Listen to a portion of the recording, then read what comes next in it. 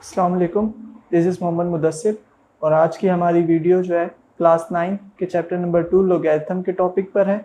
और इस वीडियो के अंदर हम लोगैरिथम से रिलेटेड कुछ बेसिक इन्फॉर्मेशन और उसके बाद चैप्टर लोगैरिथम की एक्सरसाइज 2.1 उसका कॉन्सेप्ट को डिस्कस करेंगे और फिर उसके सोल्यूशन को देखेंगे। तो सबसे पहले इसकी बेसिक इन्फॉर्मेशन के अंदर हम हिस्ट्री ऑफ लोगैरिथम देखेंगे।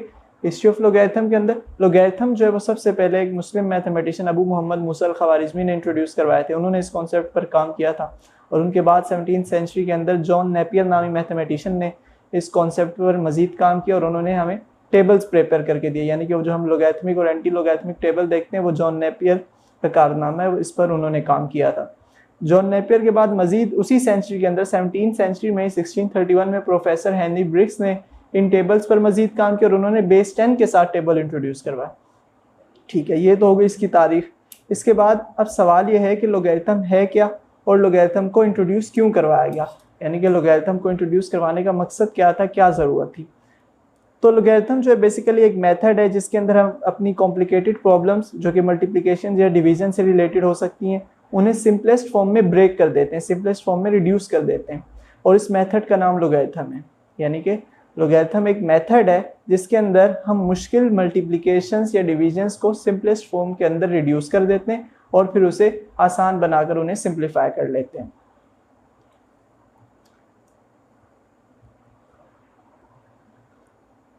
और इसके बाद के लोगैरिथम्स को इंट्रोड्यूस क्यों करवाया गया था, क्या वजह थी, क्या बुनियादी मकसद था। दरअसल जब कैलकुलेटर्स मौजूद नहीं थे और कैलकुलेशन के लिए कोई मशीन्स या डिवाइसेस मौजूद नहीं थी, तब जो मल्टीप्लिकेशन और डिवीजन्स में प्रॉब्लम आती थी मैथमेटिशियन से उनका हल निकालते हुए मैथमेटिशियंस ने उनसे निजात हासिल करने के लिए इस कॉन्सेप्ट को इंट्रोड्यूस करवाया, इस कॉन्सेप्ट पर काम किया। और इस कॉन्सेप्ट का जो बेसिक मकसद है वो यही है कि जो मुश्किल मल्टीप्लिकेशन डिवीजन्स या कैलकुलेशंस आ जाती हैं उन्हें रिड्यूस कर दिया जाए सिंपलेस्ट फॉर्म के अंदर, फिर उन्हें आसानी से सॉल्व कर लिया जाए। ये इस कॉन्सेप्ट की बेसिक जो है वजह थी जिसकी वजह से मैथमेटिशियंस ने इस पर काम किया और इस कॉन्सेप्ट को इंट्रोड्यूस करवाया। एक्सरसाइज 2.1। एक्सरसाइज 2.1 के अंदर लोगैरिथम से रिलेटेड तो कोई कॉन्सेप्ट नहीं है, यानी कि लोगैरिथम के जो एग्जैक्ट कॉन्सेप्ट्स हैं वो एक्सरसाइज 2.2 से स्टार्ट है, लेकिन इसके अंदर हमारे पास दो नोटेशंस हैं। नोटेशंस बेसिकली ये राइटिंग फॉर्मेट्स होते हैं, यानी कि ये नंबर्स को लिखने के दो अलग अलग फॉर्मेट्स हैं, दो अलग अलग मेथड्स हैं। हम जो वैल्यूज़ को लिखते हैं, जो फिगर्स को लिखते हैं, उस फिगर्स को हम साइंटिफिक फॉर्म में भी लिख सकते हैं, जिस यानी कि ये एक शक्ल है आपके सामने 6.354 एक्सपोनेंट 8, एक ये फॉर्मेट है फिगर्स को लिखने का। और एक ये फॉर्म है जिसे हम स्टैंडर्ड फॉर्म कहते हैं, जो कि हम बचपन से देखते आए हैं। कोई भी वैल्यू जैसे ये 14,60,355 लिखा हुआ है, ये स्टैंडर्ड फॉर्म में लिखा हुआ है, स्टैंडर्ड नोटेशन में लिखा हुआ है। अब वो कह रहे हैं, सवाल के अंदर लिखा हुआ है express each of the following numbers in standard form and express each of the following numbers in scientific form. तो जो साइंटिफिक फॉर्म है इसे हमने स्टैंडर्ड फॉर्म में शिफ्ट करना है, जो स्टैंडर्ड फॉर्म है इसे हमने साइंटिफिक फॉर्म में चेंज करना है। पहले हम स्टैंडर्ड फॉर्म को देख लेते हैं, उसके बाद हम साइंटिफिक फॉर्म पे जाएंगे। तो स्टैंडर्ड फॉर्म के अंदर ये आपके पास एक वैल्यू लिखी हुई है 14,60,355। अच्छा, मकसद क्या होता है स्टैंडर्ड फॉर्म से साइंटिफिक नोटेशन में जाने का या साइंटिफिक नोटेशन से स्टैंडर्ड फॉर्म में जाने का? जब हमारे पास स्मॉल फिगर्स आती हैं, जैसे हंड्रेड्स में हो, थाउजेंड्स में हो या 10,000s में हो, तो ये तो ठीक है, ये हम पेज पर 10 बार भी लिखें तो कोई फ़र्क नहीं पड़ता। लेकिन जब हमारे पास मिलियंस, ट्रिलियंस, बिलियंस की वैल्यूज़ आती हैं तो उन्हें एक पेज पे बार बार लिखने से प्रॉब्लम भी हो सकती है, जीरोस में इशू आ सकता है और गलती के चांसेस भी होते हैं। इसीलिए साइंटिफिक नोटेशन एक मेथड है जिसके अंदर हम उन बड़ी वैल्यूज़ को, बिलियंस और ट्रिलियंस की वैल्यूज़ को बड़े आसानी से, जितने भी पॉइंट के बाद वैल्यूज़ होंगी उनके हम एक्सपोनेंट बनाकर बड़ी आसानी से लिख लेंगे और बार बार भी लिखना चाहें तो इसमें गलती के चांसेस बहुत ज़्यादा कम है, इसलिए साइंटिफिक नोटेशन का हम यूज़ करते हैं। अब हमारे पास एक वैल्यू है 14,60,355, हम चाह रहे हैं कि हम इसे साइंटिफिक नोटेशन में शिफ्ट करें। अच्छा, साइंटिफिक नोटेशन में शिफ्ट करने के लिए उससे पहले आपको एक चीज़ जहन में रखनी है कि आपने कोशिश ये करनी है कि आपने सबसे पहले इसके अंदर डेसिमल तलाश करना है। डेसिमल आप फाइंड करें इसके अंदर, यानी कि पॉइंट इसमें ढूंढें। इसके अंदर आपको पॉइंट नहीं मिलेगा, ये एक बड़ी फिगर है, इसके अंदर पॉइंट नहीं है। जब किसी वैल्यू के अंदर, किसी फिगर के अंदर आपको डेसिमल नहीं मिले, यानी कि डेसिमल जो है वो उसके लास्ट में मौजूद है, डेसिमल कहाँ इस वैल्यू के लास्ट में मौजूद है। अब साइंटिफिक नोटेशन में शिफ्ट करने के लिए हमारी कोशिश ये होगी कि हम इस डेसिमल को एक नॉन ज़ीरो के बाद शिफ्ट करें, यानी कि ये जो पहला नॉन ज़ीरो है इसके बाद डेसिमल को होना चाहिए। तो ये डेसिमल यहाँ से यहाँ शिफ्ट होगा और आपने जंप्स काउंट करने हैं कि ये डेसिमल कितने जंप्स लगाकर एक नॉन ज़ीरो के बाद आएगा।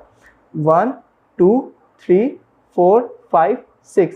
ये जो डेसिमल है ये इस डेसिमल को एक नॉन ज़ीरो के बाद लाने तक इसने 6 फिगर्स को क्रॉस किया, 6 डिजिट्स को क्रॉस किया और अब ये आ चुका है यहाँ पर 1.46। अच्छा, अब जब ये डेसिमल एक नॉन ज़ीरो के बाद पहुँच जाएगा तो आपने क्या करना है, पॉइंट के बाद ज़्यादा फिगर्स नहीं लिखनी बल्कि 1 या 2 लिख लेनी है और फिर मल्टीप्लिकेशन का सिंबल 10 और जितनी इसने जंप्स लगाई, जितनी डिजिट्स को इसने क्रॉस किया, उन डिजिट्स का नंबर जो है आपने 10 की पावर बना देना है इस तरीके से। तो ये हमारी स्टैंडर्ड नोटेशन साइंटिफिक नोटेशन में शिफ्ट हो चुकी है, इसे कहते हैं साइंटिफिक नोटेशन। और इसके बाद हमारे पास एक और एग्जांपल है। अब हमें फिगर जो है वो साइंटिफिक फॉर्म में दी हुई थी, इसे हमने स्टैंडर्ड फॉर्म में शिफ्ट करना है। तो जिस तरीके से स्टैंडर्ड फॉर्म से हम साइंटिफिक फॉर्म में आए, अब इसका रिवर्स करना है।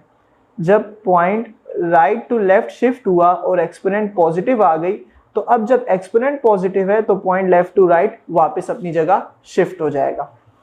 कैसे? सॉल्यूशन आपके पास 6.354 एक्सपोनेंट 8। अच्छा, अब इस एक्सपोनेंट 8 का मतलब ये है कि पॉइंट के बाद 8 फिगर्स, जिस तरीके से पॉइंट एक नॉन ज़ीरो के बाद आया था तो 6 फिगर्स को क्रॉस करके आया था, हमने उन 6 की बजाय 2 लिख लिए थे। इसी तरीके से 8 की बजाय ये 3 लिखे हुए हैं और हमने जब इस साइंटिफिक फॉर्म को स्टैंडर्ड फॉर्म में शिफ्ट करना है तो हम इस पॉइंट को 8 फिगर्स के बाद जंप करवाएंगे। तो 8 फिगर्स के बाद जब हमने इसे मूव करवाना है तो अब हमारे पास 3 फिगर्स तो मौजूद हैं, यानी कि ये पॉइंट इन 1 2 3 4 5 6 7 8 यहाँ पर पॉइंट आ गया। अब 3 फिगर्स तो हमारे पास 3 डिजिट्स तो हमारे पास मौजूद थे, क्वेश्चन में दिए हुए थे। अब जो बाकी डिजिट्स हैं वो जो हमें नहीं मालूम, उनकी जगह हम क्या करेंगे, उनकी जगह हम अपनी तरफ से 0 प्लेस कर देंगे इस तरह। और ये हमारा स्टैंडर्ड फॉर्म के अंदर एक फिगर बनकर आ गई है 50634। हाँ जी, तो वो जो 6.354 एक्सपोनेंट 8 था उसे हम स्टैंडर्ड फॉर्म के अंदर इस तरीके से लिख सकते हैं। अच्छा जी, तो अब हमारे पास 2 और एग्जांपल्स मौजूद हैं। इसके अंदर हमारे पास जब इसे हम साइंटिफिक नोटेशन में शिफ्ट करेंगे तो इसका एक्सपोनेंट नेगेटिव आ रहा होगा और हमारे पास ये जो साइंटिफिक नोटेशन दी हुई है इसमें एक्सपोनेंट नेगेटिव है, इसे हम स्टैंडर्ड फॉर्म में शिफ्ट करेंगे तो ये भी देखेंगे। स्टैंडर्ड नोटेशन पे पहले बात करेंगे, इसे साइंटिफिक नोटेशन में शिफ्ट करना है। सेम मेथड है जिस तरह पहले किया था कि हमारी कोशिश होगी कि जो सबसे पहले जो हमें डेसिमल तलाश करना है। डेसिमल जब हमें मिल गया सवाल के अंदर, अब हमने इस डेसिमल को कहाँ प्लेस करना है, एक नॉन ज़ीरो के बाद लेके आना है। नॉन ज़ीरो होते क्या है, बेसिकली दोज नंबर्स वो आर नॉट ज़ीरो, वो तमाम नंबर्स जो कि ज़ीरो नहीं है वो नॉन ज़ीरो है। तो 6 हमारा नॉन ज़ीरो है, 0 तो 0 है, 6 नॉन ज़ीरो है, 3 नॉन ज़ीरो है, 1 नॉन ज़ीरो है। हमने पहले नॉन ज़ीरो के बाद इस डेसिमल को प्लेस करना है। तो अब ये देखना है कि ये जो डेसिमल है ये यहाँ से यहाँ आते हुए कितने जंप्स लगाएगा। 1 2 3 4 5 6 7 एंड 8, यानी कि ये जो डेसिमल है ये एक नॉन ज़ीरो के बाद आया और इसने 8 डिजिट्स को क्रॉस किया। तो हमने बेसिक करके सिंपल 6.31 लिख लेना है और जितने नंबर्स को, जितने डिजिट्स को ज़ीरो ने क्रॉस किया उतने नंबर्स को, उतने डिजिट्स को हमने 10 की पावर बना देना है और साथ में माइनस लगा देना है। ये हमारा स्टैंडर्ड फॉर्म साइंटिफिक फॉर्म में चेंज हो चुका है। इसके बाद हमारे पास एक साइंटिफिक फॉर्म का क्वेश्चन है, इसको हमने शिफ्ट करना है स्टैंडर्ड फॉर्म के अंदर। इस तरह left to right decimal shift हुआ और एक्सपोनेंट नेगेटिव आई। इसी तरह अब एक्सपोनेंट नेगेटिव है तो जब हम इसे स्टैंडर्ड फॉर्म में शिफ्ट करेंगे तो ये पॉइंट जो है ये यहाँ से लेफ्ट की तरफ मूव हो जाएगा। सबसे पहले क्वेश्चन एक दफ़ा कॉपी कर लेते हैं।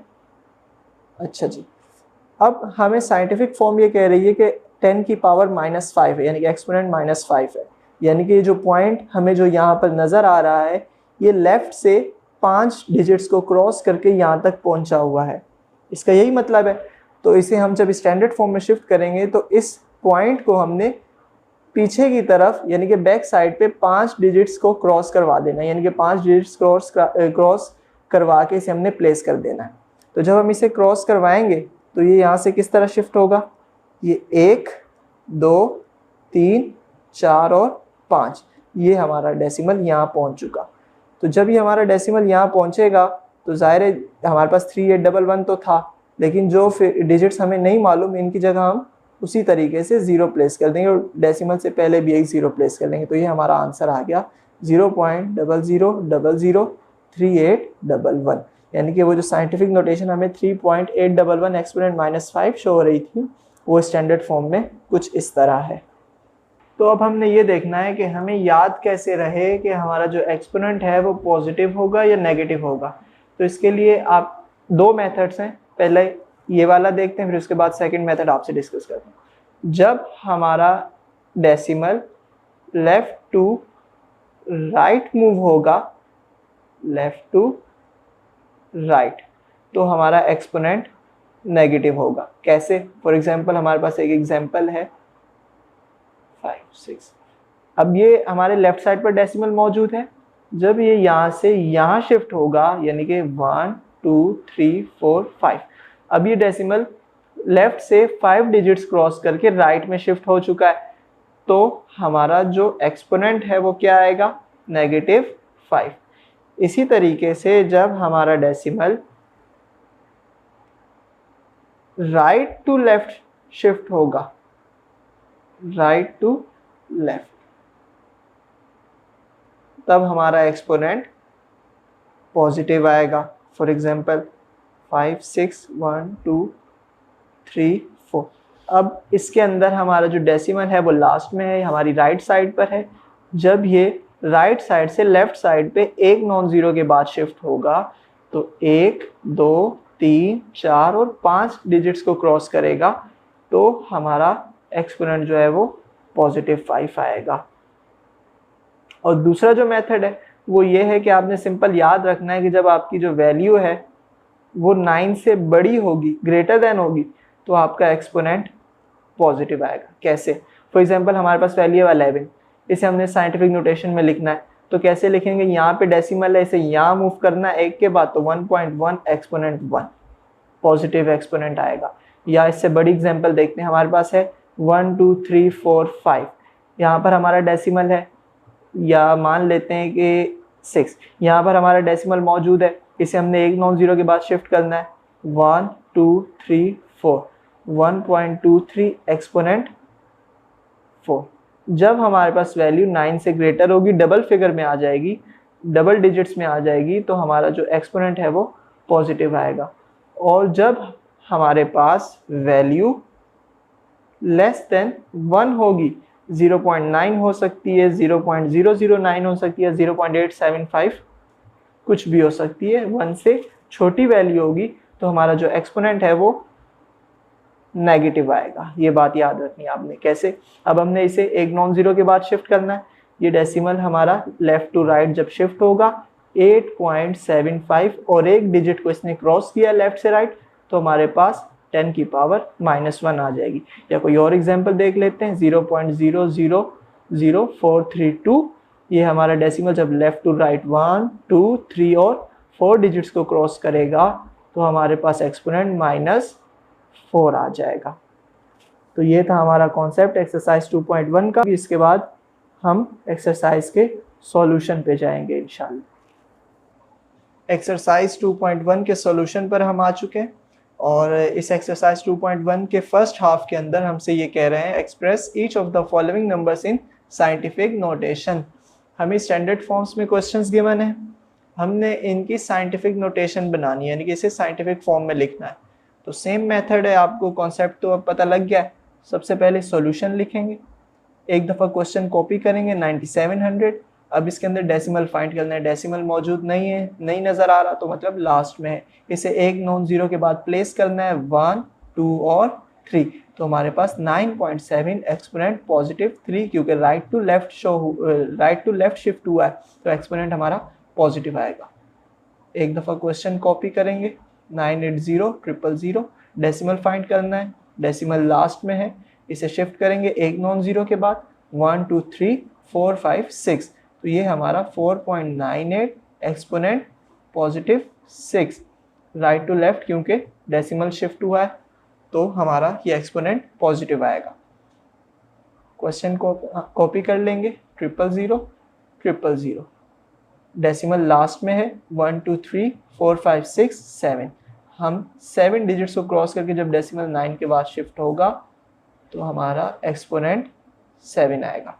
उसके बाद 4169 डेसिमल लास्ट में है, एक नॉन ज़ीरो के बाद प्लेस करना है, 1 2 3 4.169 एक्सपोनेंट 3, 84,000 डेसिमल लास्ट में है, 1 2 3 4, 8.4 एक्सपोनेंट 4। अब इसके अंदर ये हमारी फिगर 1 से स्मॉलर है तो इसके अंदर एक्सपोनेंट नेगेटिव होगा, ये बात तो हमें मालूम है। अब हमारा ये जो डेसिमल है ये लेफ्ट टू राइट शिफ्ट होगा, तो एक नॉन ज़ीरो के बाद इसने यहाँ पे आना है, तो 1 2 3 डिजिट्स को क्रॉस करके हमारा डेसिमल यहाँ तक पहुँच चुका है और इसमें 10 की जो एक्सपोनेंट है वो -3। इसके बाद 0.0074, डेसिमल ये रहा, इसने एक नॉन ज़ीरो के बाद आना है, 1 2 3 7.4 एक्सपोनेंट -3। डेसिमल हमारा लास्ट में है, पूरी फिगर में डेसिमल मौजूद नहीं है तो इसने एक नॉन ज़ीरो के बाद आना है, तो 1 2 3 4 और 5 जंप्स लगाएगा और हमारा ये डेसिमल 2.75 एक्सपोनेंट पॉजिटिव 5 का आंसर दे देगा।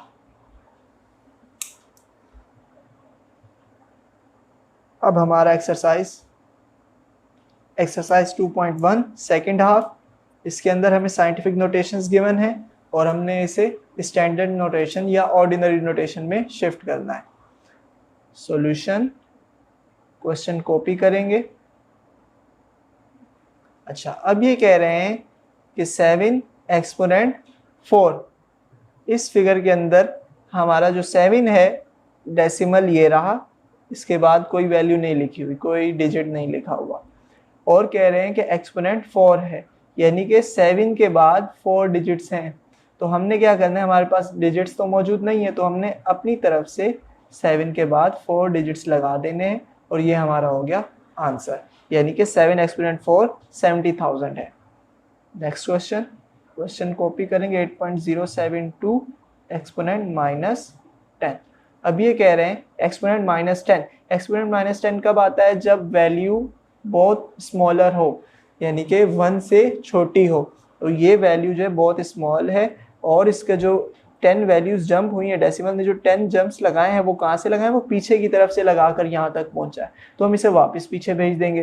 तो इसने वापस 10 डिजिट्स पीछे जाना है, तो एक तो 8 को क्रॉस करेगा, यानी कि एक तो 8 को क्रॉस करके यहाँ तक पहुँच जाएगा, बाकी 9 मजीद हमें डिजिट्स चाहिए जो कि हमारे पास नहीं है, तो हम उनकी जगह 9 0 लगा देंगे, 1 2 3 4 5 6 7 8 9 और एक 8। तो ये वाला डेसिमल यहाँ से जंप्स लगाकर 10 डिजिट्स क्रॉस करके यहाँ तक पहुँच गया और इसके बाद हम ये 072 लिख लेंगे। ये हमारा 8.072 एक्सपोनेंट -10 कुछ इस तरीके से है। Next question, solution, 6.018 exponent 6, exponent positive है यानी कि वैल्यू बहुत बड़ी वैल्यू है, तो 3 डिजिट्स तो हमारे पास मौजूद हैं, 3 मजीद हम इसकी जंप्स लगवाएंगे, 1 2 3 4 5 और 6। तो जो हमारे पास डिजिट्स मौजूद नहीं है उनकी जगह हम 0 प्लेस कर देंगे, हमारा आंसर हो गया। एक्सपोनेंट 8 है, 7.865 एक्सपोनेंट 8, 3 फिगर्स मौजूद हैं, 3 डिजिट्स मौजूद हैं 865, बाकी जो 5 नहीं है हमारे पास उसकी जगह हम 5 0 लगा देंगे तो हमारा ये आंसर हो जाएगा। एक्सपोनेंट -4 यानी कि ये डेसिमल पीछे से 4 जंप्स लगाकर यहाँ तक पहुँचा है, तो हम इसे वापस 4 डिजिट्स के बाद पीछे प्लेस कर देंगे, तो एक तो 2 हो गया, 3 मजीद 1 2 3 2, ये डेसिमल हमारा यहाँ पहुंच चुका और इसके बाद 0.5 हम इस तरीके से लिख देंगे तो ये हमारा आंसर हो गया। 1 2 3 4, यहाँ ये डेसिमल आ गया, 1 2 3 हमारे 0 आ गए। चलिए सॉल्यूशन 7.25 एक्सपोनेंट 10, एक्सपोनेंट पॉजिटिव है यानी कि वैल्यू ग्रेटर है तो ये राइट साइड पे इसका डेसिमल शिफ्ट होगा और 10 डिजिट्स तक शिफ्ट होगा। 2 मौजूद हैं, 8 हमारे पास नहीं है तो उन 8 की जगह हम 8 0 प्लेस कर देंगे। 3 6 और 2 8, ये हमारे आंसर हो गया। इसके बाद लास्ट के 3 क्वेश्चंस। क्वेश्चन नंबर 7, 4.502 एक्सपोनेंट 6, 1 2 3 4 5 6, तो 4 5 0 2 और जो 3 डिजिट्स हमारे पास मौजूद नहीं है, 3 फिगर्स, उनकी जगह हम 0 प्लेस कर देंगे। आंसर 2.865 एक्सपोनेंट -8, ये डेसिमल 8 जंप्स लगाकर यहाँ तक पहुँचा, इसे हम वापस 8 जंप्स लगाकर पीछे शिफ्ट करा देंगे। 1 2 3 4 5 6 7 और 8, तो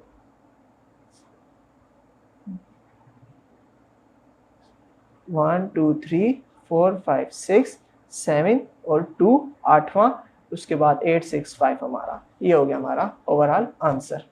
सॉल्यूशन 3.056 एक्सपोनेंट 6, एक्सपोनेंट पॉजिटिव है तो ये हमारा डेसिमल राइट साइड पे शिफ्ट होगा। कितने डिजिट शिफ्ट होगा? 6 डिजिट, 1 2 3 तो ये रहे और जो 3 हमारे पास मौजूद नहीं है उनकी जगह हम 0 लगा देंगे। ये ओवरऑल हमारा इस सवाल का भी आंसर हो गया और इस एक्सरसाइज को भी हमने कंप्लीट कर दिया। आई होप कि आपको वीडियो पसंद आई होगी, आपको कॉन्सेप्ट समझ आया होगा, और अगर आपको कॉन्सेप्ट समझ आया है तो लाइक भी कर दीजिएगा और कमेंट करके बता भी दीजिएगा। इसके अलावा अगर कोई क्वेरीज हो, कुछ सवाल समझ ना आया हो, कोई कॉन्सेप्ट में प्रॉब्लम हो तो ये भी आप कमेंट के अंदर बता सकते हैं। थैंक यू सो मच और stay tuned for the next video, और इंशाल्लाह बहुत जल्द आपसे नई वीडियो, नए कॉन्सेप्ट और नए टॉपिक के साथ मुलाकात करेंगे। Thank you so much. अल्लाह हाफिज़।